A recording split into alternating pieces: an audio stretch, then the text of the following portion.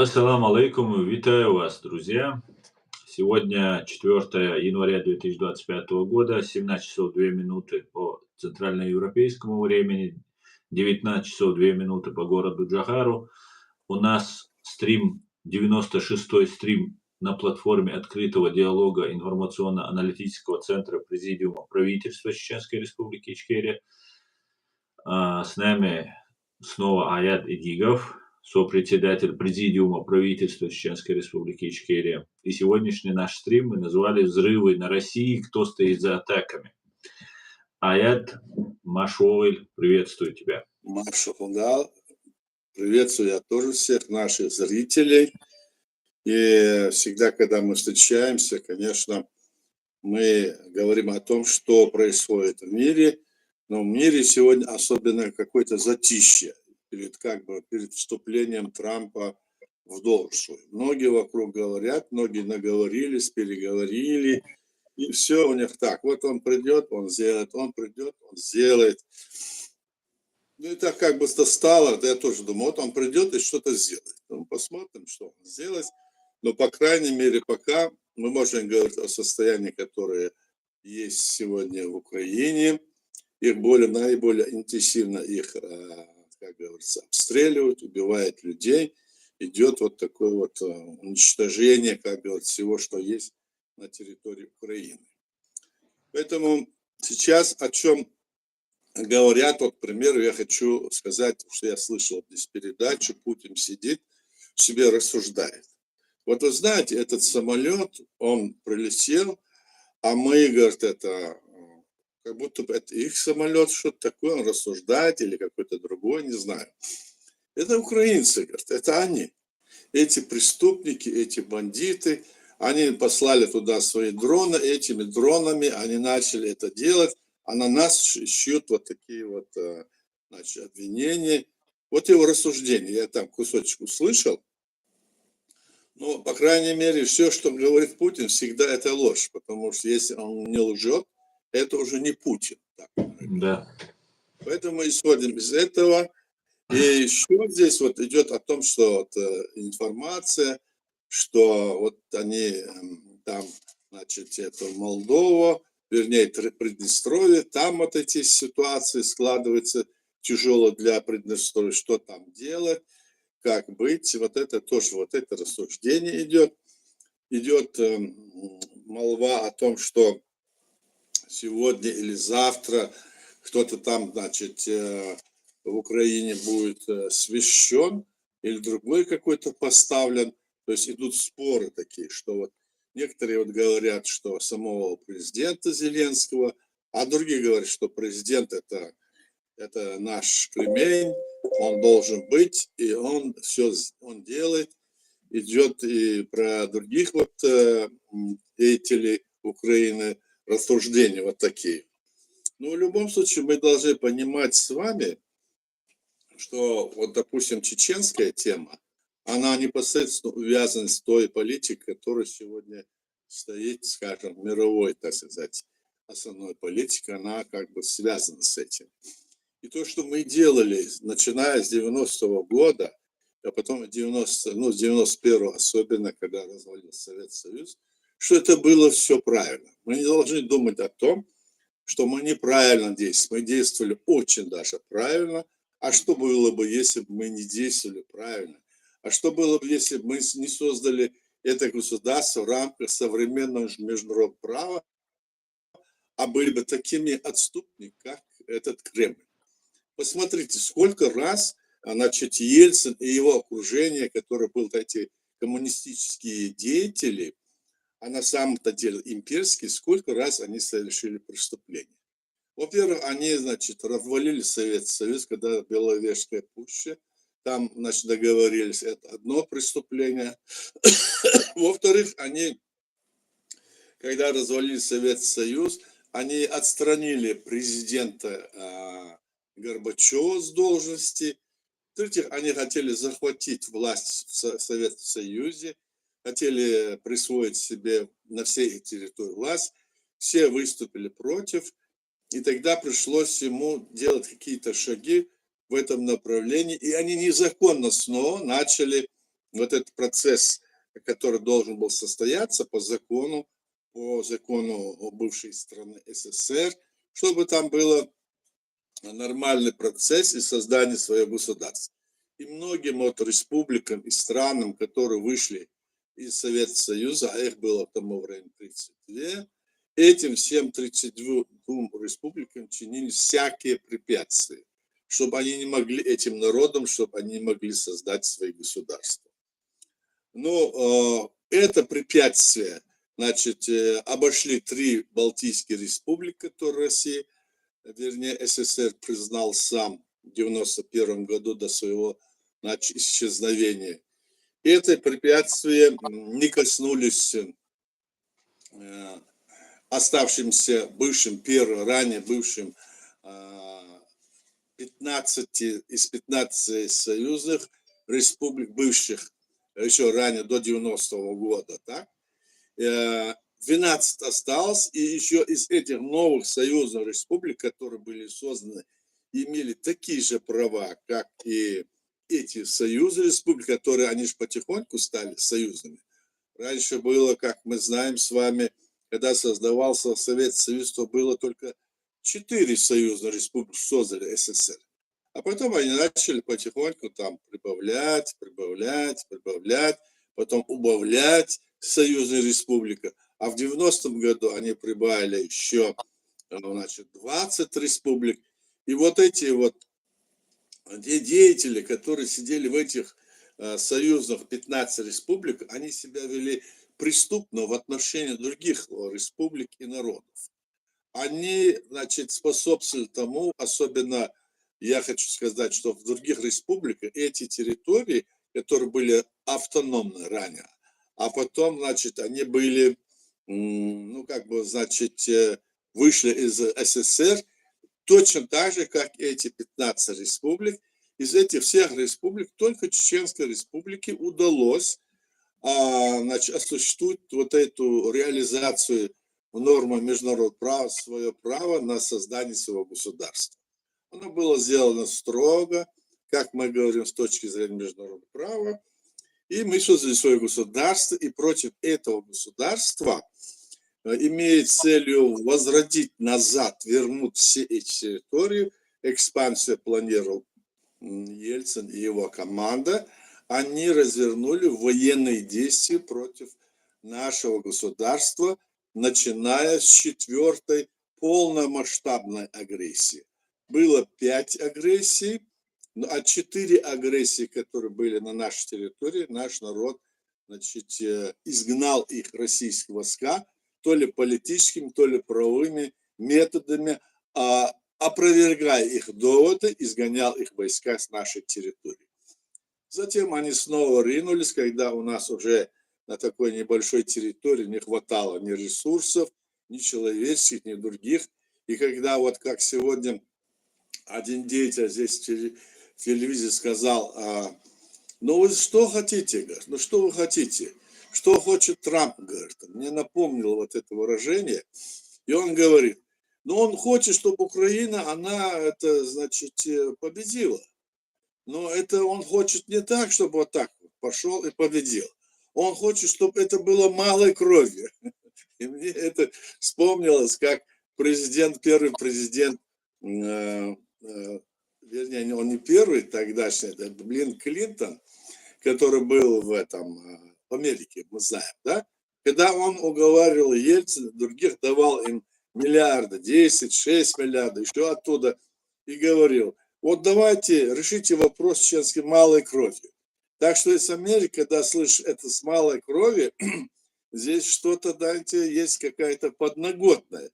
То есть я хочу сказать, никаких малых кровей не должно быть. И действительно, если Украина не сломает хребет этой России, она будет и дальше существовать, потому что западные страны, фактически, да, и тот же Китай, и Индия, все они хотят иметь дело с одной страной. А там, кто во главе этой страны сидит, от этого многое зависит, и они не знают, как это себя устроить. Так что это слово «малой крови», так знакомое нашему народу, так вот, значит, бившие по нашим мозгам, по нашим этим сознанию, и такое отчаяние было, ну, в отчаянно так настолько, что нет ничего на свете больше, если весь мир против нас ополчился. Но я надеюсь, что с Украиной это не произойдет, и мы вместе, как говорится, сделаем все от нас зависящее, чтобы Украина победила. А самое главное, с моей точки зрения, нельзя останавливаться, нельзя давать передышку Путину, нельзя. Надо сделать так, чтобы этот диктатор был смещен, эта страна была переформатирована. Тогда будут и остальные все, как говорится, дела решаться.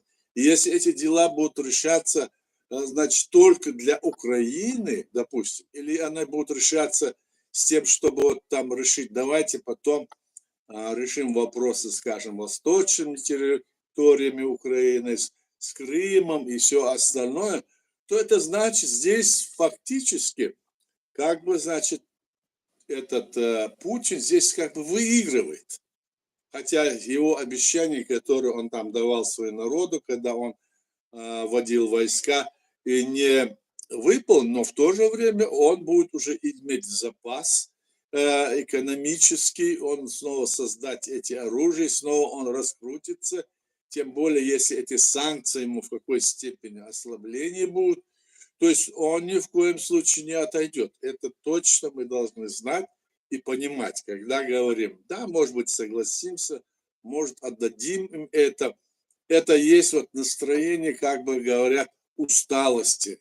Ну, усталость, не усталость, но победа нужна. И только победа даст возможность и этим странам, я имею в виду и всем остальным странам, чтобы этот монстр больше не, как говорится, не лез ни в одну страну остального мира. А он пытается и в балтийские страны, и азиатские, Казахстан, ну и, естественно, Кавказские республики. Это у него запланировано. Мы об этом знаем. Можно ли с этим согласиться? Нет, это, конечно, решать руководство Украины, и это решать, конечно, и власти Украины, президенту Зеленскому и его окружению. Ну, в общем, вот так вот для вступительной части, я думаю, достаточно. Если есть вопросы, будем на вопросы отвечать, Аслан. Давай, значит, посмотри, кто у нас пошел. Есть? Пожалуйста, давай. Баркалая, Дейресур. Чумелвенек, все, кто вновь вошли, валейкум ассалам, приветствую вас, друзья. И хочу напомнить, что стрим у нас идет на YouTube-канале Reality и на канале TikTok Аслан Арцуев.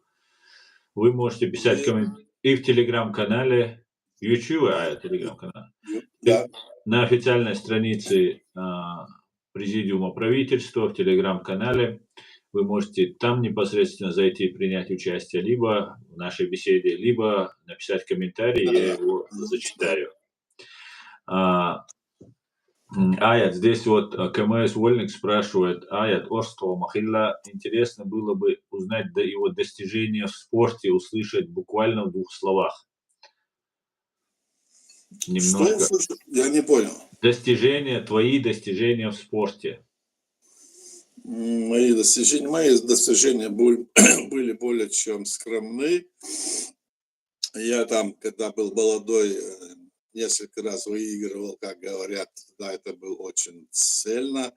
В классической борьбе, потом в вольной борьбе выигрывал там чемпионаты нашей республики, ездил на чемпионат РСФСР тогда тоже там, помню, юношей занял 4-е место, потом участвовал в матче городов СССР, там тоже я выигрывал, потом в Тбилиси, помню, был и такой Сарнам, тоже я там занял, турнир был 1-е место. Ну, в общем, короче, я выполнил норматив мастера спорта, а затем я уже, когда учился в институте, то мне пришлось от этого уйти, потому что, чтобы дальше расти, надо было или учиться, так вот было. Тогда же не просто так учились, надо было учиться. Я учился на строительном факультете в нефтяном институте, так. И очень большая была нагрузка на всех, никакого свободного почти времени не бывало. И я помню, хотел уехать в Москву, потому что за мной приехал старший тренер сборной вооруженных сил и приглашал меня за эту сборную выступать, и что любой институт, все они мне помогут. Но так как мой отец мне не разрешил это сделать, поехать, и я не стал туда ехать, и учился и закончил институт, потом работал. Вот и все, что было. Так вот, скромно. А так, может быть, что-то получилось бы, что получилось бы, может быть, и дальше пошел бы. Но, по крайней мере, это для меня дало, это занятие спортом, мне дало вдохновение, уверенность в себе. И это было очень полезно. Я думаю, то, что вот у меня до сих пор я ни разу не болел, чтобы не сглазить, так? Кроме такой-то где-то простуды, то все. Это связано с тем, что я занимался спортом, не курил, не пил. В общем, вот такая ситуация. А остальное больше говорить нечего. Баркалая, здесь спрашивает, кто этот борец, кто в ТикТоке задает вопрос. Овец, да? Да, это Аят Эдигов, сопредседатель президиума правительства Чеченской Республики Ичкерия, единственной легитимной власти чеченского народа и государства, и человек, который ближайший соратник Джохара Дудаева, который стоял у истоков вместе с Джохаром, с другими людьми, вместе у истоков нашего государства. Дересхуль Джуабдаларн Аят борец во всех направлениях. Я не дотянул до мастера спорта, война оборвала все, говорит КМС Вольник. Да, хорошо. Еще ничего Отличные, страшного. отличные скромные достижения, мастер спорта. Ох, КМС Вольнику. Твой коллега, практически коллега. Да. По Так, спорту. по спорту, да. Аят, разве США не выгодна такая агрессивная Россия? Иначе США расслабится и потеряет хватку. Но когда вот эти все страны, которые сегодня являются диктаторскими, а в диктаторских странах, как мы знаем, их бич в чем? В том, что там управляют какие-то там семьи или какие-то кланы и никогда не дают народу избрать там власть. А в демократических государствах, когда есть свобода слова, когда есть, значит, свобода, значит, получения информации, передачи информации, ну, кроме секретной, разумеется, в военном смысле, так, то человек, он может выступить, говорить, свое мнение высказывать, и при этом не будет никаких политических преследований. То есть вот на западных странах по политическим, значит, вопросам никто не сидит. Это только по экономическим, там, уголовным делам только сажают здесь. А вот по политическим преследованиям, да, нету. Посмотрите, сколько сегодня сидят в тюрьмах России людей, которые по политическим причинам посажены, якобы. Они не имеют права делать демонстрации, они не имеют права ходить на свои там протесты. Короче говоря, если даже они вот пишут в интернете где-то что-то, их могут посадить, у них получается сроки до 50, а то и больше лет. Представляете, что происходит? То есть, когда вот эта вот ситуация, она как бы, значит, будет побеждена, потому что в мире сейчас, как мы с вами видим, столько диктаторского режима, вот эти все страны, которые есть, ну, скажем, средней оси, нижней, южнее Российской империи, так, нынешней, так они почти все диктаторские, почти все диктаторские режимы в принципе. Поэтому в какой степени? Поэтому, потому что они есть, и приходится содержать и держать это НАТО. То есть это союз 30 с лишним государств, по-моему, 30, если не ошибаюсь, которые в военном отношении, значит, противостоят вот этим диктаторским режимам. То есть самое главное там это то, что в основе всего этого, значит, вопроса демократических государств лежит свобода личности. Мы об этом много раз говорили, и я это повторяюсь, потому что многие, наверное, не обращают на это внимания, как я вижу. Свобода личности как раз есть те принципы, которые я сейчас назвал, это входит туда. А раз оно входит туда, значит, это есть защита чести и достоинства человека. Вот о чем идет речь.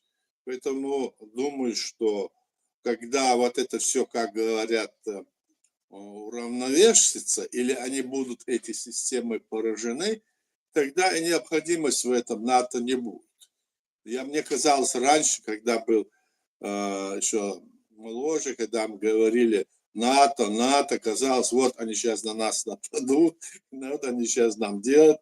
Варшавский договор был тоже, который как бы против был этого НАТО. Теперь стало ясно.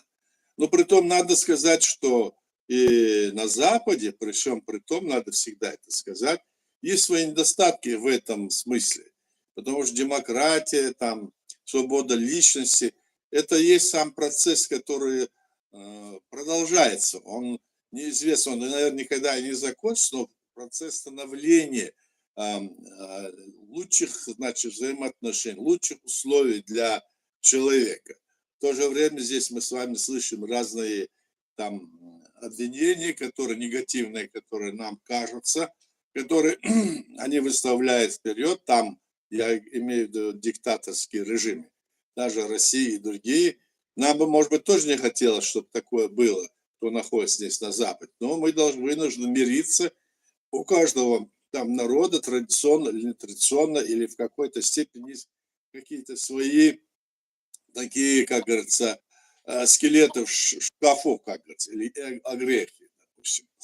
Ну вот, и вот это все вот выводится то, что вот это самое главное, что человек свободен, человек может развиваться, человек может иметь свое, так сказать, ну, дело, скажем, фирму, то, развиваться. А там они его противоставляют. Вот у вас там есть эти ЛГБТшники или какое-то такое. Так оно и было, и видно, как теперь понятно, оно было всегда, во все времена. Это есть вот, ну, значит, исключение в человеческом роду может быть, так? Но мы не знаем, как и что. Ну, вот эти, но самый главный вопрос, то, что человек свободен, он не преследуется по политическим мотивам, и он свободно может участвовать в выборах власти своей страны. А чтобы там не сидели веками или десятилетиями одни и те же, скажем, семьи или какие-нибудь кланы, ну, смотрите, и сидят, как будто свыше им это дано. На самом деле это есть настоящий захват, и люди там угнетены. Они их могут убивать, стрелять и расстреливать. Мы это знаем. Вот в этом-то весь вопрос. Поэтому вот такая ссылка, вот так, мне кажется, да. Башкалая, рисуй. Это вот сегодняшний наш стрим я назвал «Взрывы на России. Кто стоит за атаками?». Я хотел бы немножко вот обсудить этот вопрос.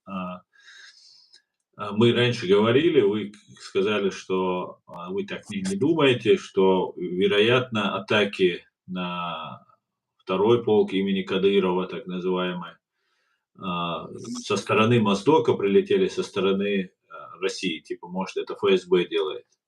Об этом и по поводу вот взрыва самолета, когда ФСБ попробовала его сбить, и потом пыталась 3 дня замылить эту тему, спрятать ее, как бы отвести от себя подозрения. Что вы по этому поводу думаете? Вот это может быть стравливание азербайджанцев и чеченцев? Башкал. Думаю, что здесь есть момент, который здесь связан с тем, что эти Турция, Израиль и другие страны резко, пока они отвлеклись, захватили, собственно говоря, через тех людей, которые были там готовы это сделать, практически захватили, отняли у них Сирию. А что такое Сирия? Мы должны понимать, это центральный такой регион, так скажем, да, где Мгм. проходят все эти нефтепроводы, газопроводы, где вот эта кладовая нефти и газа.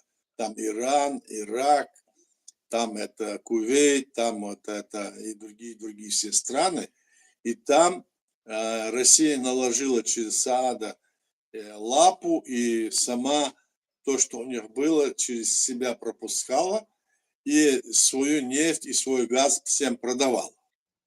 Вот там это очень спорный вопрос был. Теперь, когда вот эта территория освобождена от Путина и его сателлитов, так, то теперь я думаю, что здесь эта идея вот с этим самолетом, который вылетел оттуда, может, это Мгм. как бы, значит, месть, попробовать где-то укольнуть, что-то сделать, но этот воришка попался, потому что непонятно было, они говорят, переводят это обвинение на Кадырова. Кадыров здесь, мне кажется, не то, что не виноват, а не принимал в этом никакого участия. Это сделали, конечно, российские там вот стрелки, которые сидят там, у них до 100 тысяч с лишним войск держат они там на Кавказе, на Северном Кавказе, особенно в Чечне, так? И они, видимо, это сделали. Здесь нет у меня сомнений, потому что такого оружия, чтобы вот так вот стрелять и все такое, по всем нашим данным нет у этого режима. У него, наверное, есть какие-нибудь такие, ну, то, что мы видим. А так, чтобы у них были ракеты, так, чтобы у них были возможности, значит, сбивать самолеты, маловероятно. И сейчас Россия видит, что она проиграла там, в Сирии. Это очень важный такой участок, как говорится, экономический. Ведь мы же понимаем с вами, что сейчас идет везде еще идет экономическая борьба. Все, что вот идет, это военные действия, все это такое, это вопрос экономики, это вопрос получения ресурсов. И в этой борьбе одни это в этом участвуют справедливо, а другие вот так вот захватывают и держат это. Вот эта борьба, вот она вот развивается, и мне кажется, что это правильно, что они вот этот момент в Сирии, что они захватили и держат это. И Украина от этого сейчас ясно, что Россия, она ослабла, это видно, это же понятно всем, что теперь они пытаются снова там каких-то людей зазвать и где-то еще каких-то своих значит, агентов послать, решить там вопрос. Но маловероятно, что больше туда дадут сунуться России. Пока, по крайней мере. Ей нужно отвечать за Украину сейчас. Отвечать Мгм. за те республики, которые она столько людей убила. Ну, представьте себе, вот в нашей республике законно создан, они ни за что, ни про что пришли и убили более 250 тысяч человек, мирных людей. Спрашивают, за что? Мы же действовали в соответствии с нормами международного права, никаких вот это отклонений не было. То, что нам на нас навешивают, что мы террористы, бандиты, исламские фундаменталисты, это все внесено, и это имидж нам как бы навязывается и навязан именно России, его друзьями из Ближнего Востока, которые делают все для того, чтобы где-то между собой договориться. А что им тому Чеченская республика, чеченский народ? Да ничего, пусть его не будет. Вот они готовы это сделать. Вот это вся мораль. Вот где это все лежит и где мы должны рассуждать. Так что мне Мгм. кажется, что здесь нет сомнений в том, что это может быть только работа самой России. Так, и во-вторых, конечно, они могут это делать, потому что они избрали вот этот момент, потому что у них был спор вот с Крока-Сити, и это мы помним, да, вот дагестанские там деятели были какие-то, потом Кадыров со своей группой, они спорили, и там тоже вот из-за этого может быть месть Кадырову, может быть. А сейчас вот, если вы слышали, сегодня была вот эта информация, что также из Баку летел самолет в Казань, в Татарстан, и что они его чуть не подбили тоже. Ну, что-то там такое, но не так получилось. То есть они там тоже опасаются, что это может быть. Так что, может быть, это и продолжится, там посмотрим. В общем, здесь сейчас мы не можем точно сказать, мы можем только рассуждать. Ну, исходя из этого я и говорю. Возвращаясь к США, вот вопрос. Да. Вот просто интересно, почему США не взяла Кубу под свой контроль за последние 30 лет? Даже не была попытка это сделать. Неужели был какой-то договор между Россией и США? Ну, сказать, что договор был между Кубой и США или СССР, так, здесь тоже мы можем говорить, потому что там Америка, она же не хочет там какое-то развитие, ну, скажем, противостояний, чтобы они могли ее захватить. Там Мгм. важно было не захват сам, а важно было, чтобы там была власть не диктатора, там, Фиделя Кастро или каких-нибудь там отморозков, а чтобы там Мгм. был нормальный режим, то есть демократический режим, чтобы можно было там как-то, значит, проживать, и люди могли. А то получается, что если бы, допустим, Соединенные Штаты Америки, вот они там, скажем, напали, говорят, вот в Афганистане были, там еще, ну, мы знаем об этом все, да? Но в основном они же там никакие территории не захватывают, нет? Они просто в этом вопросе, когда там политические вот это противостояние, они стараются там этот вопрос решить таким образом, чтобы там вот было решены вопросы, скажем, демократии, вопросы свободы личности. Ну, не Мгм. всегда это понимается, но они отстаивают, эта борьба продолжается. Насколько я вот вижу, это так. Мгм. Великолепно. Да, И да. следующий вопрос. Лидер Сирии сообщает, что заинтересован, чтобы Россия осталась в Сирии. Как вы думаете, останется Россия в Сирии и почему он это говорит? Ну, не знаю, если он сообщает это, зачем было, ему нужно было, скажем, смещать то, что там было, это непонятно. Для меня это непонятно. Это может быть и просто какой-нибудь фейк или что он там заявляет, я не знаю. По крайней мере, что там может быть Россия делать, что она может делать там в России, что, чем она может там заняться. Она все эти годы там была, может быть, они какие-то там имеют свои цели, но я думаю, что ни Израиль, ни Турция, не те вокруг лежащие вот эти вот другие. Ну, вот эта ситуация такая, что они Россию туда не пустят. Вот так я думаю. Мгм. Вот мы в начале, вы об этом сказали, в начале нашего стрима, вы сказали по поводу перемирия, которое сейчас намечается в Украине. И Да.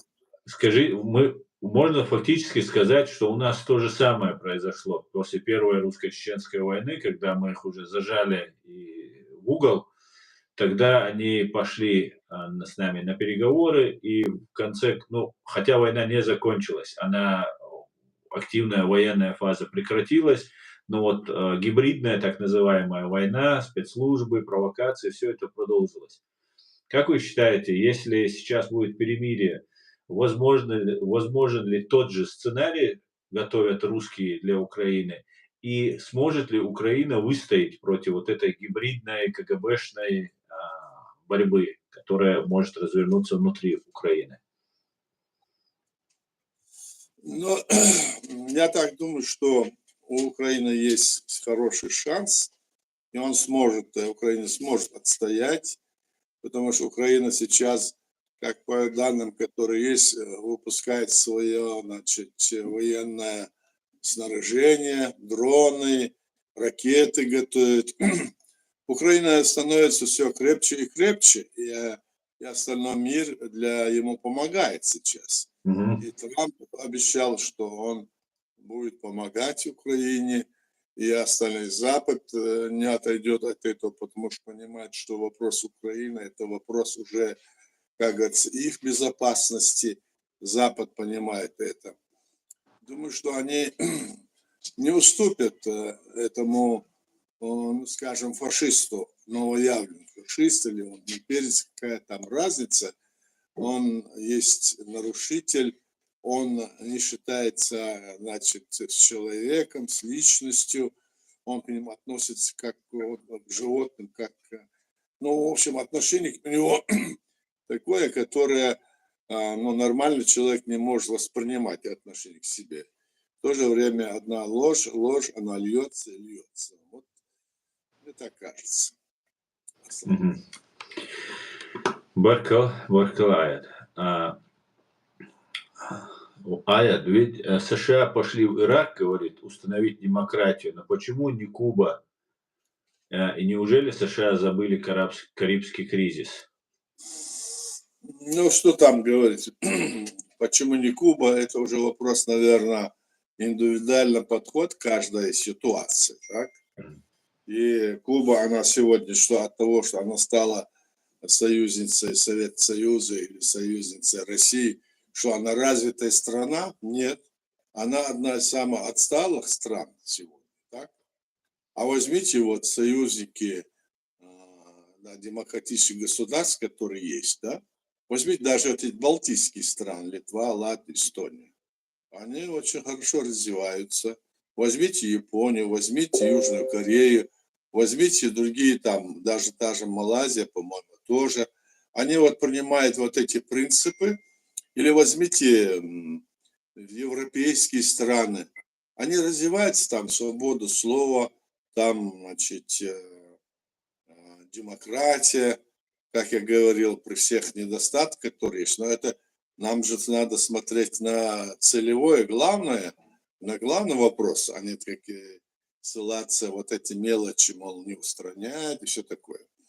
Они, может быть, с этим и связаны, потому что Куба могла бы быть захвачена, нет, у меня нет никакого сомнения, если бы это была Россия там, вот так, они бы захватили бы ее, как вот сегодня пытается захватить Украину Россия, так как они захватили нашу территорию, захватили грузинские территории, захватили, ну, фактически захватили Белоруссию, так, ну, и Молдову предостроили, все такое. И дальше они сейчас пытаются идти дальше. Вот в чем вопрос. Я так думаю, это как-то сравнивать, если приводится. У каждого, как говорится, каждому свое. И поэтому, может быть, это состояние, которое там есть с Кубой, насколько она нужна, это Куба Соединенных Штатов Америки, в этот вопрос. И как это, ну, вяжется, скажем, с той политикой, которая проводится с точки зрения демократии. Могут они напасть и захватить, и как империи захватить эту территорию? Нет. Вот смотрите, Трамп говорит, я хочу купить эту Гренландию. Он же не говорит, что я хочу ее захватить. Хотя он может свободно, если организует, захватить у Дании, забрать этот остров, Гренландию. Он говорит, мы заплатим, продайте нам. Или еще что-нибудь такое. То есть они действуют вот таким образом. Если уж надо, вот так вот. А не иначе. Вот я думаю, поэтому все это происходит. Да, Америка могла бы Данию захватить при желании. Да мы могла, конечно. Они Мгм. говорят, нет, мы не продаем. Ну продайте. Они говорят, нет, не продадим. Почему не продать? Они говорят, это нужно для того, чтобы мы могли потом наследить оттуда, значит, хорошо следить за Россией. Трамп, говорят, сказал. Он раньше говорил про это, Гренландию. Наверное, больше всего Дания не хотела, чтобы он пришел к власти, потому что он раньше хотел у них эту Гренландию купить. А это же огромная территория, так? Огромная территория по площади, я сейчас не скажу. Но чуть ли не пол Европы, если, или больше даже. Вот такая территория там, если мне кажется так, а? Да. Я когда смотрю. Он хочет, ну, она там лед, там снег лежит вечный. Ну, что-то он там планирует, у него свои планы какие-то у Трампа. Кто его знает. В общем, вот Ясно. такая ситуация, да. Ясно. А если, например, сейчас будет перемирие, ну, потихонечку война, если будет остановлена, и наш министр обороны Германии Борис Пистериус говорит, что 3-4 года Германии нужно готовиться в течение этого срока, готовиться к войне. Пойдет ли Россия, есть ли вероятность того, что она пойдет на Европу? Ну, разумеется, если во власти останутся эти люди там, и если эта страна не будет переформатирована, то есть если там останется имперский дух, останется вот эта империя, то она будет только это и делать. Почему? Потому что она же что делает? Она когда пришла к власти, эта власть, Мгм. так, она раздала все богатства своим окружением, даже своим тренерам, своим близким, и все стали миллиардеры вокруг этого Путина, Да. так? И все там, кто там не приближенный, казалось, всех он так, как говорится, подтянул, все, они стали. А народ нищенствует фактически. Посмотрите, кроме вот этих больших городов, там Москва, Петербург, ну, может, еще пару городов, где все то же, что было и прежде. Посмотрите, какая нищета, посмотрите, какие там поселки, села, это все. Посмотрите, мы же знаем это. Да, где-то что-то там делается для видимости, а так по всей, скажем, этой Российской Федерации, что происходит? Такие колоссальные богатства, эти деньги они выводят в Америку, Европу, видите, вот где-то около 350 миллиардов у них в Европе там, еще где-то там, еще триллионы, может быть, у них денег, которые выведены, и они говорят, мы эти деньги вывели для чего? Потому что если мы их вложим, скажем, во внутреннее потребление, то мы меньше получим отдачу, а там, когда они будут лежать, мы получим, мол, проценты большие, они будут увеличиваться. А теперь получилось с их политикой, что это все оказалось как бы наоборот. Сейчас их заморозили и хотят эти деньги вот передавать для восстановления Украины, чтобы они пошли туда. То есть империя, она не будет распределять эти богатства. Посмотрите, даже вот эти диктаторы были вот, мы знаем, в Ливии, в других странах там, да, которые имеют большие богатства, да, нефть, газ. Они какие условия создавали для своих людей? Вот они там им платили бесплатно, чуть ли бензин был, там если кто-то там что-то, он там ему давал какие-то деньги, если там родился ребенок, если он там покупал что-то, он ему вкладывал 80%, 70% для покупки жилья, для учебы посылал. Вот так занимались в Ливии, мы знаем, когда этого он был для своей страны был как бы очень хороший лидер, так? Но они его убили, так, сами там, значит, где-то прокрутили что-то, но все равно он был диктатор. Он со своим шатром ездил по всему миру, на Красной площади шатер устанавливал, еще где-то. То есть это вот как будто он один, а все, а теперь что с ним случилось? Вот такие вот вещи, и поэтому я не думаю, что вот такой вот процесс, который вот раскручивается сейчас в мире, он должен все время стоять вот так, как он есть. Вот посмотрите, сколько вот было времени на последние, скажем, 150-200 лет только примерно, скажем, стало научно-технический прогресс развиваться. Теперь смотри, сидишь здесь, каждый из нас может в любую точку Земли позвонить, так? Теперь вот говорят, Илон Маск там придумал, скоро будут такие телефоны по всему миру, и что уже некие разговоры по всему миру будет свободно, бесплатно звонить в любую точку, так? Теперь он хочет сделать там этот подводный, этот, скажем, поезд, который через Атлантический океан из Нью-Йорка до Лондона будет заезжать где-то за час. Представляете, какое развитие? Потом они там еще тут планируют. То есть идет научно-технический прогресс. И это научно-технический прогресс где идет? Посмотрите. В каких частях света, в каких системах власти? В основном в демократических странах, потому что там есть конкуренция. Там есть людям возможность проявить себя. Вот, допустим, способные, умные люди, организм, они могут делать и то, и другое, и третье, да в любом направлении. А вот в этих диктациях режима, там все под контролем. Вот, допустим, мы говорим, вот Китай там все наращивает. А откуда наращивает? Все, что он там делает, все, потому что там тысячи фирм, которые перебрались туда и находятся в Китае, и Китай оттуда у них берет американских и европейских, потому что там дешевая рабочая сила. И в Индии также, так? Ну, чтобы они сами это вот устроили там, скажем, свободу личности, чтобы это внутреннее было развитие, чтобы было. Этого пока вот эта система не дает, диктаторская. Поэтому диктаторская система воюет с демократической с таким образом, чтобы остаться у власти. То есть эти люди, которые сидят там, это делают. Поэтому это нельзя допускать, вот с моей точки зрения, да не то, что с моей, там все это об этом говорят. Вот такая ситуация. Баркал Аят. Аят, многие говорят, что, ну, некоторые говорят, более серьезные эксперты, конечно же, эту точку зрения не поддерживают, но некоторые говорят, что достаточно сменить Путина, сменить вот эту вывеску и переименовать даже так называемые эти оппозиционеры российские, которые здесь находятся в Европе, они тоже об этом говорят, что достаточно сменить Путина, что вот систему оставить как есть. Если же оставить систему как есть, сменить Путина, произойдут ли фундаментальные или глобальные изменения, или же ничего не изменится?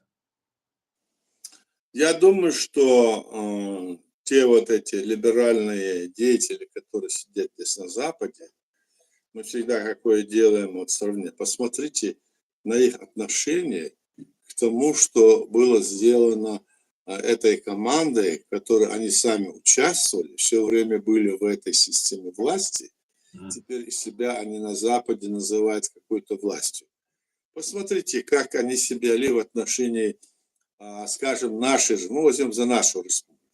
Когда мы законно создали свое государство по всем правилам, они напали на нас и начали нас обвинять в том, что мы незаконно создали свое государство. А понимают ли они, незаконно это было или законно? Да им было на это, как говорится, все равно. Они сами там богатели, они сами там наворовались. Я не говорю за всех, да, а другие, которые им стали потакать, точно такие же, так? И они говорят, мы вот сменим там Путина, сядем, будем такие. Им верить, с моей точки зрения, нельзя. Потому что сейчас мы на Западе вот находимся, они с теми людьми, которые являются, значит, работниками или соглядателями, скажем, имперского режима из чеченской среды. Они с ними дружат, они с ними общаются, они с ними являются единомышленниками. Это нам открывает прямо вот то, что они из себя представляют, этих западных вот этих либеральных деятелей. Конечно, среди этих деятелей тоже есть люди порядочные, есть люди, которые противостоят им внутри их. Но они настолько слабы по отношению к тем, которые здесь вот главенствуют, так? Поэтому, если там вот это, что они говорят, и это произойдет, что там может быть по приходу, какая разница там будет, Путин будет или какой-нибудь там Иванов или Петров там в России. Разницы нет. Ну пусть там будет какой-то угодно фамилия, даже тот Кадыров или может быть какой-нибудь другой. Там. Все равно разницы никакой нету. Нет. Империя, она должна быть преобразована. И если вот почему вот английская империя, она разрушилась, так, ее разрушили, она осталась, Англия, Великобритания есть, а все эти страны, как бы, значит, разошлись, и они стали передовыми государствами. Австралия, Новая Зеландия, начала со всего мира, что это было, так? И сейчас что эти люди, вот, которые говорят это сделать, какую они сегодня ведут борьбу? Они ведут борьбу прямо только с Путиным. Каким образом? Как они помогают, скажем, в борьбе, вот, которую Украина ведет? Как они говорят, вот нам прийти, нельзя разрушать Россию, они говорят. Может быть, Россию нельзя разрушать, но давайте посмотрим на то, как они относятся к Чеченской республике Ичкерия, которая была создана. Мы пример свой берем. В рамках международного права, в соответствии с всеми теми законами, которые есть в мире, и в рамках даже того же Советского Союза, и в рамках, скажем, той же, значит, после его развала РСФСР. Так? Посмотрим, что он сделал. Можно по полочкам разложить, и вы видите, что ни один из этих либеральных деятелей, которые сегодня там выступают, я имею в виду как бы лидерскую группу, да, они всегда были на стороне Путина и Ельцина. Может, они себе на кухне там что-то и говорили, но это ничего не означает. А сегодня, когда они перебрались сюда, они эти вещи говорят. Как относятся они к легитимной власти чеченского народа, который зарубежный? Как они? Всячески пытаются задавить, затащить в тень. А разных людей, которые у нас всегда работали на Кремль, они с ними дают им полную, как говорится,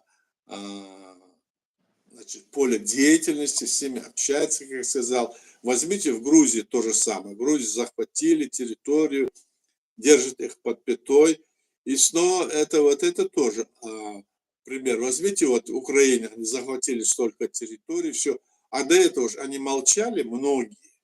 Сегодня на Западе они говорят, я думаю, они не могут быть.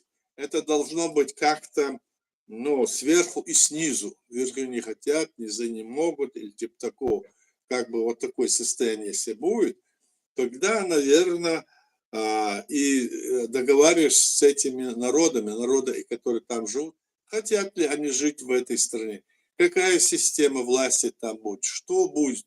Ну, никакой веры нету. Если бы, когда говорил Горбачев, хотел прийти, скажем, с изменением новой системы власти, перестройка гласности, демократия, кто его это поломал? Это вот этот Ельцин, Путин, вот такие, они это делали, они против выступили Горбачева.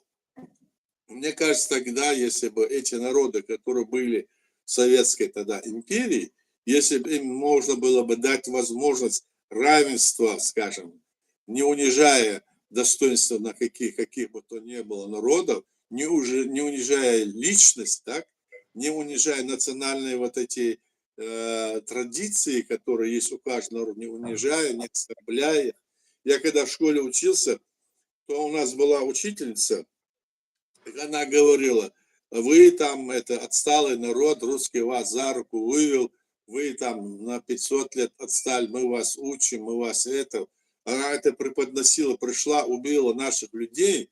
С 700 года у нас было 102 миллиона человек тогда, а уже вот за 300 лет у нас и миллиона не было. Она говорит, вот мы там вам благо принесли, мы вас это воспитываем. Она сама была такая, знаете, ну как сказать, никогда не скажешь, что она чему-то научит. Все, что она говорила, и если она была такая, и другие были, но вот эта вся система. А когда еще мы в школе был, я помню, всегда этот случай не забываю, уже когда после того, как я работал, мне пришлось на одном собрании быть в этом, в райкоме, райисполкоме, там, в зале большом. Это был 89-й год, кажется. Представьте себе. И там встает какой-то там казачок и говорит, вот мы, Огурцов его запомнил фамилию, вот мы такие сякие, говорит, мы должны были мы здесь жили бы хорошо, этих чеченцев вернули сюда, их надо назад выслать. Представляете, у них было вот такое вот мирозрение. Вот ты вроде знал его, видел, нормально было, а вот такие вещи говорили, вставали, и это в них сидело. Они пришли, захватили наши территории, они убивали нас, им не нравится наша культура, не нравятся наши традиции, они поэтому считают, нас надо убивать. Нет, не должно быть так. Если не будет вот такое нормальное отношение к каждому народу, каждой личности, ну, конечно, это должно быть сопряжено с определенными законами, чтобы это было в этой рамке, Мгм. но здесь это все равно, этот конфликт будет существовать. Поэтому я думаю, что эти вот западники, которые здесь, так назовем, вот так себя вот преподносят, да, им надо вначале себе посмотреть, что они здесь делают. Они между собой спорят, там, этот хороший, тот плохой, они там крутят, вертят, не знаю. Ну, а все они одни и те же. Между собой спорят за, как говорится, шкуру неубитого медведя. Вот что можно сказать о них. Мгм. Баркалая, Дейресфорд. Тоже очень такой сегодня актуальный вопрос. Последнее время мы видим, что начали обсуждать чеченскую тему вновь. Очень активно от начала первой или четвертой русской агрессии, Ага. начавшейся в 1994 году, 11 декабря, об этом начали говорить. И некоторые бывшие путинские пропагандисты вчерашние, которые на НТВ работали, в других местах, сегодня на американских каналах, в том числе в настоящее время «Голос Америки», на деньги американских налогоплательщиков рассказывают о своей точке зрения. При этом мы не видим, чтобы спрашивали у чеченцев непосредственно чеченскую точку зрения. Почему Мгм. так, Аят? Почему такая предвзятость даже после того, когда мы уже знаем, кто такой Путин, кто такой сегодняшняя Россия и кто такие российские пропагандисты? Почему такая разница? И знаешь, Аят, мне это напоминает, как будто это а, нацистские пропагандисты после Холокоста рассказывают и оправдывают Гитлера и его окружение. Верно ли мое сравнение, Аят? Но здесь я же говорю, что а, здесь может быть так, что на эти, скажем, радиостанции или телевидение Америки в другой, или это может быть частные какие-то высказывания. Там люди разные тоже. Там же сидят агентура, там сидит. Вот я здесь знал, что вот в Европе, в той стране, в которой я сейчас нахожусь, что французы говорили, что очень много здесь людей, да, целые школы были, там российские, все такое, что теперь эти все школы отменили, и за счет тех, которые здесь, за счет посольства живут, всех их ликвидировали и всех отправили назад в Россию, так говорят. По крайней мере, Мгм. я это слышал. И этих людей там же в Америке и в других странах осталось достаточно много еще до сих пор. Вот посмотрите, вот Навальная вышла там, они с этим Карамурзой, там еще другими организовали какие-то там Мгм. ходы, еще в марте собираются делать. А для чего? Посмотрите их цель-то. Они говорят, Россию нельзя, там, Россию мы возьмем ее под свою лапу, мы хорошие будем. Вот это они говорят. Ну, Мгм. говорят, ну что ж теперь, мы-то должны тоже свою оценку делать. И если они там между собой это говорят, и им не нужно мнение, которое есть у, скажем, чеченцев или у тех чеченцев, которые это понимают, конечно, они вытащат. Здесь какая тенденция на Западе. Мгм. Когда мы сюда приехали раньше, так, Мгм. то они не хотели говорить с теми людьми, которые говорили правду, обосновывали это от власти людей, депутатов, правда, не хотели разговаривать. Но они брали любого какого-нибудь, значит, ну, беднягу простого, который в политике совсем не разбирался, и используя, а тот сидел, говорит, да, это так или так, ну, понимаете, мы же не можем так. А люди, которые здесь этим вопросом компетентны, знают это все, им не нужно было. То есть, значит, проводилась специальная политика. И, видимо, там проводится такая политика. Я другого, как говорится, не думаю об этом. Кроме этого, проводится политика, и если они там будут это говорить, что они там говорят или не говорят, мы должны, к примеру, видеть и отвечать на своих сайтах, на своих выступлениях, это раскритиковывать. Мы должны это говорить, я так думаю. А Мгм. такая тенденция есть, там есть такие силы в западных странах. Вот мы же видим, что даже возьмите вот в Венгрии там или в Словакии, какие там президенты. Они чисто пропутинские, а как их можем спрашивать? Как могли их избрать, представляете, да? Как могли их избрать президента в этой стране? А вот так вот, знаете, вот они сумели там где-то что-то. Вот Гитлер тоже на демократической основе был избран канцлером. Мы помним это, да? Да. Поэтому здесь есть и такие вот просчеты, скажем, народ как думает, так и бывает, как говорят. Или потому, как они умеют вот это дело все представить, замаскировавшись, а потом раскрывается. Путин, когда вот в самом начале пришел, там он говорил такие хорошие вещи, свобода, она то, свобода нужен, чтобы то было. Все прекрасно, как бы говорил. Хотя мы-то, чеченцы, видели, что это тот же самый имперец и тот же преступник, так? Мы видели это, чеченцы. А нас кто слушал? Нас никто не слушал. И мы не нужны были. Они считают, вот, допустим, большие какие-то там деятели в любых странах там, они считают, что только они понимают все. Нет. И люди во всем мире, будь то маленькая по территории страна или большая, это зависит от людей, что они знают. Они не хотели нас слышать, они обозвали нас исламскими террористами, бандитами.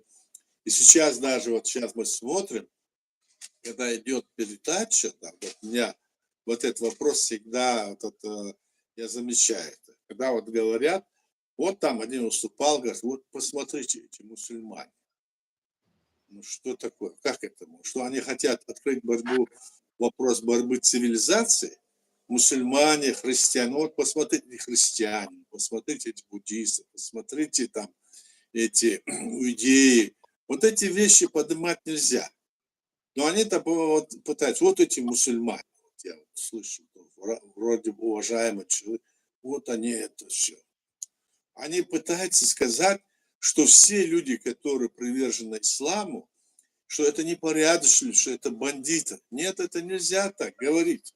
Если они так будут говорить, то эти люди очень опасны. Они опасны в том смысле, что они дают возможность ну, какой-то аудитории, значит, поднять, как говорится, голову, и чтобы они начали эту пропаганду вести. Как здесь в Европе это было, Брейвик, мы знаем. Там другие в эти вопросы.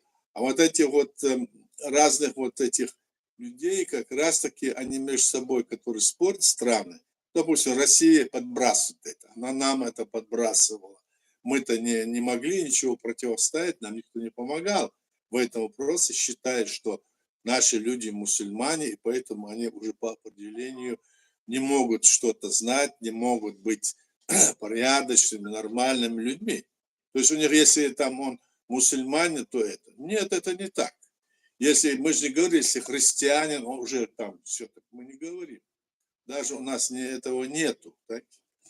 Но вот такая пропаганда, она пойдет только во вред, и она полезна только диктаторским режимам, системе диктаторского управления, которая, ну, скажем, тысячелетием существовала на этой земле. Так мне кажется. Мгм. Как раз хотел задать этот вопрос, по поводу исламофобов, которые здесь Да, находятся. И это вроде бы, кажется, адекватные люди, как, ну, вот вчера жили мусульмане, христиане, иудеи, все другие конфессии в мире сосуществовали, 1000 лет сосуществуем. И тут в угоду какой-то конъюнктуре, какой-то политической ситуации начинают, ну, просто на всю религию, хотя в самом исламе там 70, больше даже течений, различий, и всех, это как-то вопиюще. всех под одну гребенку, как Да. говорится. Мы вас всех это, все такое. Нельзя думать, потому что по-разному история показывает нам, что все было по-разному. Одно время, что было с христианством, что было с другими религиями. Потом из мусульманства оно пошло сейчас из-за того, что вот такие вот там диктаторские вот эти замашки, они стали главенствовать. Но это не относится к религии, просто это религия используется для сохранения власти власть держащие ее держат для того, чтобы сохранить себя. Это первое, главное, потому что мы всегда видели, что эти религиозные деятели, особенно которые были вот впереди, я рассказывал это в прошлый раз, то мы, когда вот прием передачи было здание КГБ, мы обратили там внимание, что из всех этих религиозных деятелей, которые были у нас, к примеру, я хочу сказать, да, ну, 90 с лишним процентов, я процент не считал, но, по крайней мере, из рассмотренных нам моментов, да, если взять 10, то 9 они были агентурой КГБ и царской там, и охранки, и еще что-нибудь, и доносили, и рассказывали все про это, понимаете? Поэтому эти религии, они служат только власти, и они используют эту власть сказать, что вот, чтобы стравливать народа, а сами сидеть вверху и направлять. Вот сегодня они освещают, скажем, ракеты или еще что-нибудь, как этот, и главное, поп всея Руси освещал, я помню, ракеты, которые, самолеты, бомбы, которые посылали они убивать чеченский народ, и он приходил там какой-то водой там брызгал, говорит, убейте чеченцев. Так это что за это же не религия, сказано же не убей, сказано, и сказано во всех религиях они себе существуют для того, чтобы была справедливость. То есть и религия это вопрос каждого человека, это его мировоззрение. Он ответственен перед Всевышним за свое поведение.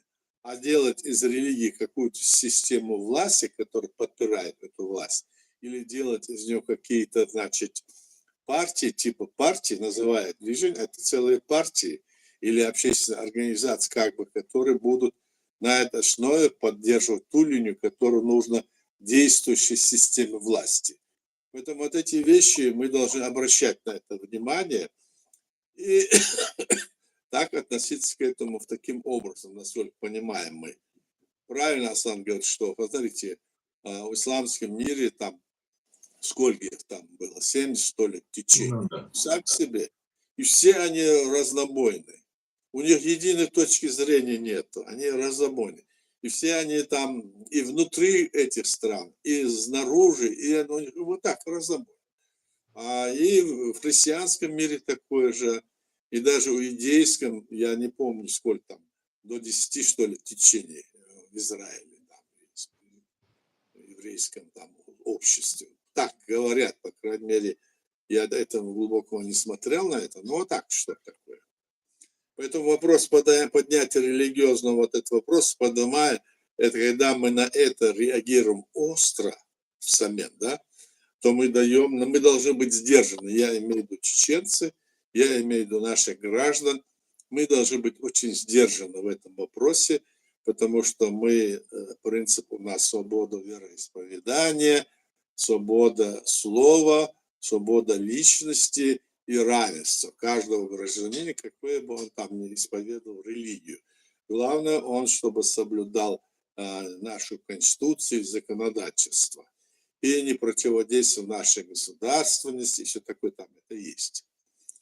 Вот это все так вот, Аслан. Баркалая, Дейре Соль. Я твой вопрос немножко перефразирую и задам Аяду, чтобы быть более точным. Сирийский лидер, новый сирийский лидер, заявил, что шииты, проживающие на территории Сирии, являются братьями суннитов.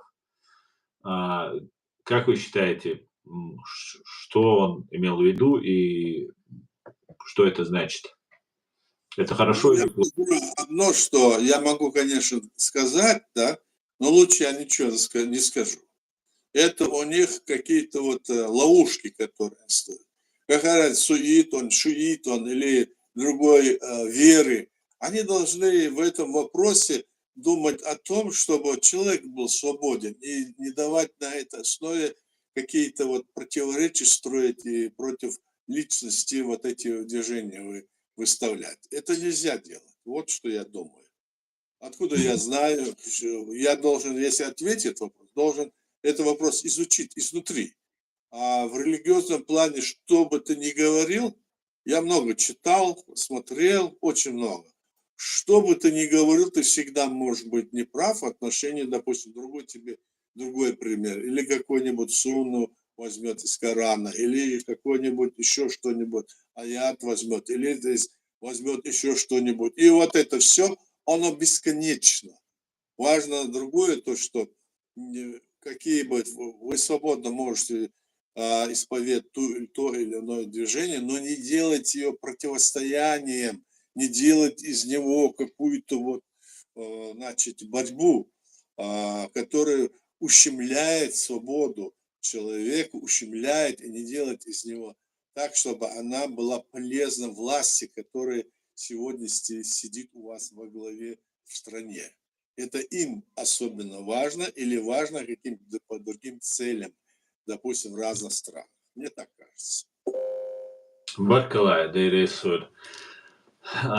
Сегодня ты много активно пишешь, это хорошо, но какие-то у тебя немножко провокационные сегодня вопросы.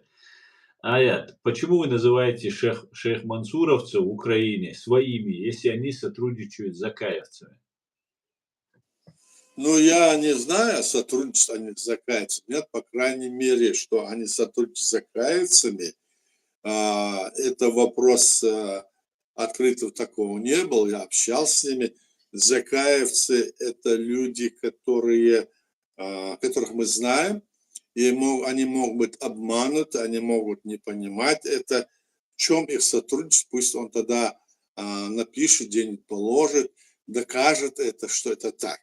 А насколько нам известно, ситуация складывается таким образом, что там никто никому, как говорится, не подчиняется, они все являются, ну, скажем, участники сопротивления и работают с ВСУ. Они в ВСУ работают, в подчинении у них. Они дают им, скажем, направление, куда идти, куда воевать. Это добровольцы, добровольцы. А уж там уже вопрос, связанный с Закаем и с его командой, которые все, значит, эти годы еще дома они вели работу в пользу нашего врага, это очевидно. А уж там уже я не думаю, что батальон именно шейха Мансура будет вот на этой линии стоять. Если это неизвестно, мы здесь столько материалов есть, столько, скажем, видео, статей, и не надо даже мне говорить, это везде, это есть, можно поднять и посмотреть, чем они занимаются. Говорить красиво может, допустим, любой человек, в принципе, так, но надо посмотреть по делам, принятым ими действиями, чем они занимаются. То они одно говорят, потом другое говорят, потом третье. Теперь они вначале одно, то потом снова меняются, снова по кругу идут и все время что-то придумают. У них хаос в голове вот в этом отношении. И кому это нужно, и кому от этого польза. Вот о чем мы должны думать. Если вот так вот все раскручивать, кому польза будет от этого? Вот это мы должны думать. Вот так. Баркалай, Дейресуль. Друзья, напоминаю вам, можете написать комментарии здесь в TikTok, либо в YouTube-канале, либо на Telegram-канале официальной страницы Президиума правительства и зайти непосредственно сами принять участие в сегодняшнем нашем стриме. Пишите комментарии и задавайте вопросы. Слава Ичкерии, слава Украине, героям слава, Рудак. Вот, наверное, это вопрос, скорее всего. Игорь Ларионов говорит: добрый вечер. А я свободен, если я защищаю свой дом, город Одесса? Это не значит, что ты свободен. Если ты защищаешь свой дом, ты выполняешь свой долг. А свободен ты в том смысле, если в стране, в которой ты живешь, к примеру, да, ты можешь иметь полностью информацию в этой стране, можешь быть свободен от политического преследования, можешь иметь возможность, значит, получать какие-то дивиденды экономические, чтобы ты не находился, скажем, выброшен на улицу. Вот свобода слова предполагает, что каждый человек должен иметь жилье. И если он имеет это жилье, ему должны предоставить это жилье. А предоставив жилье, если не хватает у него финансов, то ему по минимальному размеру, минимальное обеспечение финансов должно быть. Так? И это там говорят, и коммунисты говорили в свое время это. А здесь вот предположение такое, что это должно быть не просто слова вот так, согласиться, а это должно быть тут и сейчас. Вот что такое свобода человека. Мгм. Поэтому, исходя из этого, это ответственность, это твое моральное, так сказать, положение, отношение, твоя мораль, защищать свой дом, это понятно. А в смысле свобода человека, вот эти критерии предполагаются. Вот так. Мгм. Вот и всё. Баркалает. Аят, мы по Украине в случае перемирия немного Да. обсудили. Если же это перемирие будет заключено, то какие события могут, на ваш взгляд, развиваться в России? Что там может произойти? Но, как нам известно с вами, Мгм. в России она не перестанет производить свое оружие. Она практически перешла на военный, как говорится, экономический, скажем, платформу.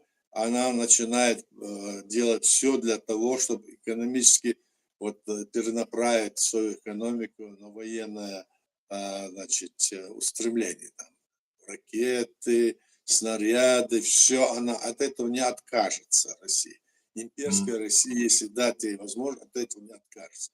Более того, они сосредоточат это на них, что будут работать. Вот я слышал, что Северная Корея дает столько снарядов и всего остального России, больше, чем все вместе взятые страны Европы и Америки. Насколько это может быть, это не понимаю. А это сколько они там накопили это всего, так? И, конечно, эта Северная Корея, она находится как бы под пятой у Китая, как бы, чтобы не говорить, так, влияние. И они это делают через Китай, это делают через Северную Корею, как мы видим, так. Ну, что там будет в этой России, если там не будет свободы личности, вот скажем прямо. Если не будет там свободы личности, но там дело в том, что это рабство настолько укоренилось в России самой, да, что они не могут пока что как бы измениться. То есть они вот царь, батька придет, все решит. Вот такое у них до сих пор. Особенно разная глубинка, особенно там дальше туда, в Сибирь, еще такое, там такая ситуация. Мы не знаем, что это будет, все будет зависеть от той системы власти, которая там может закрепиться. И на это надо ориентироваться. Там же вот такое количество этих атомных боеголовок или снарядов, огромное количество. Здесь много, вот, зачем надо будет вот, ориентироваться, что делать, надо вот думать об этом. Поэтому мы исходим из этого и говорить о том, что как и что там будет, надо, чтобы в этой стране управлял народ, чтобы он избирал власть. Вот Путин сколько лет сидит. Считайте, что план Ельцина с 90-го года, сколько лет прошло с 90-го года? 10, 2, 35 лет, 35 считать, 30, а то и раньше, еще раньше он сидел там. 40 лет сидит вот этот клан и никому не отдает власть. Представьте себе. Они в РСФСР сидели, потом в этой Российской Федерации России, потом он избрал это, посадил Путина, потом Путин посадил Медведева, потом сам пришел. Этот клан постоянно вот сидит во власти, и вот к чему они сегодня пришли. Они стали, возбудились против всего мира. Они хотят быть передовыми на этом мире, восстают в военном отношении. Вот такие вот вещи происходят из-за этого. Вот Мгм. что может быть в России, как это сломать. Это может сломать только народ, собственно говоря, только народ. Вот, в связи с этим подходим к следующему вопросу, Аят. Российские пропагандисты усиленно нагнетают события, которые могут, как они говорят, развернуться в марте этого года, что уже все готово, Запад приготовил им какую-то там, подложить свинью им готовится и так далее. Возможно ли волнение, какие-нибудь там диверсионные акции, ну и так далее? Вы видите что-нибудь, о чем говорят российская пропаганда? Или это они выдумывают, чтобы закрутить еще больше гайки? Я так думаю, что в случае, если, скажем, они заморозят вот этот конфликт, как они говорят, хотя это война, это оккупация, то тогда Россия будет искать внутреннего врага. И вполне возможно, что этим врагом окажется чеченский народ снова. Потому что они не могут жить и существовать без врага. Вот посмотрите, все эти годы, сколько там не было, все время у них был враг чеченский народ и создан наше государство. Потом они переметнулись на Грузию, потом они переметнулись на Украину. Им всегда нужен враг. Империи всегда нужен враг. А если вот они, значит, заморозят вот это состояние, которое каким-то образом заморозят, то они внутри могут снова организовать что-то такое, какую-то провокацию совершить и против чеченского народа, и могут снова там какую-то сказать, вот они начали. Поддавшись этому, некоторые наши люди, которые находятся на Западе или Ближнем Востоке, которые хотят пойти туда и все захватить, так, то в этом будет ошибка. Никто ничего не захватит, а если даже и захватит, это будет на руку Кремлю, который начнет бомбить, там, убивать, стрелять, и потом после этого всего весь наш народ, как они планировали, у них эти планы есть, я эти планы читал лично, согласно которым они планируют наш народ переселить туда, далеко за За Урал? Уральские горы, дальше до Дальнего Востока, чтобы мы там растворились, и чтобы мы потом не возвращались никогда. А сюда, на нашу территорию, пригнать или поселить своих вот русскоязычных, русских в основном. Вот что они планируют. Поэтому наша задача на Западе заключается в том, что мы должны объединиться под знамен нашего государства, которое создано нашим государством, по признанию нашего государства. И ничего не делать такого, что может быть против этого. А то у нас много здесь разных деятелей, которые против нашего государства выступают. И общественники появились, хотя мы их и не принимаем. И какие-то движения, и религиозники, и какие-то вот тоже, значит, они заявляют, вот Закаевская, другие компании заявляют, что там надо создать протекторат, там потом это кавказская народов Кавказа, что единственное только это создать будет дело, еще такое. Это все как раз таки на руку сейчас Кремлю. Мы в этот капан не должны попадать. Мы должны работать, вот как работал наш президиум, используя то, что делал наш народ все эти годы и сделал. На этой основе мы вели работу с Украиной и с другими странами, балтийскими и с Польшей, где мы просили, обращались к ним о признании нашего государства. Они признали наше государство как оккупированную территорию Российской Федерации и геноцид нашего народа. И когда они это сделали, эти люди, о которых я говорю, они начали говорить, что не надо было это признавать, не надо было это делать, что это не нужно было. А другие начали здесь, вот названные мной, говорить, что это они это сделали. Я уже говорил, не они, никто это не сделал. Это сделала только легитимная власть, которая имеет эти полномочия.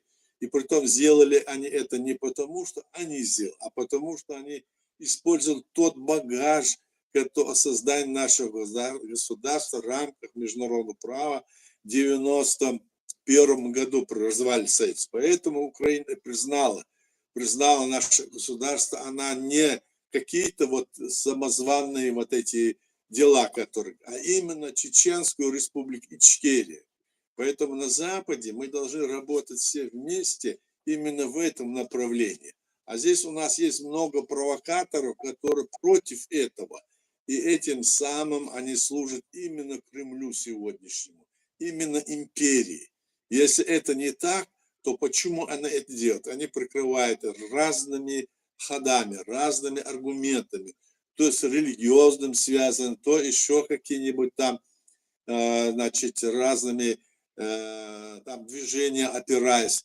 Все это никуда не идет, ничто. Мы должны восстановить свое государство и должны, чтобы это государство было, сделать так, чтобы оно было признано, что потом в любой момент после этого, когда оно будет признаваться на международном уровне, что должны были они сделать сами, люди, которые, страны, которые это, вот этот образ жизни или систему придумали.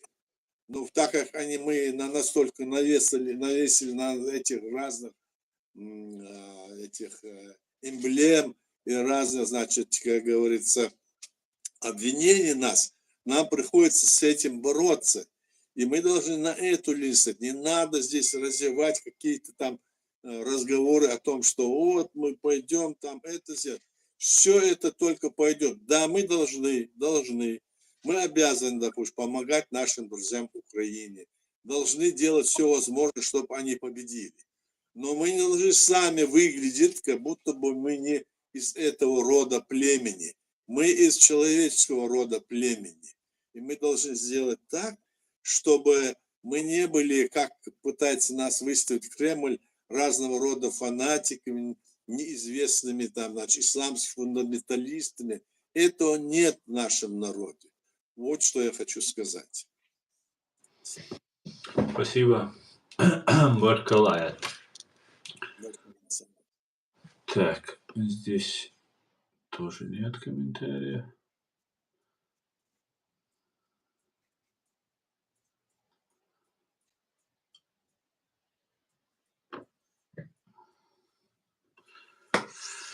Так, комментариев нет, друзья. Если есть комментарии, пишите.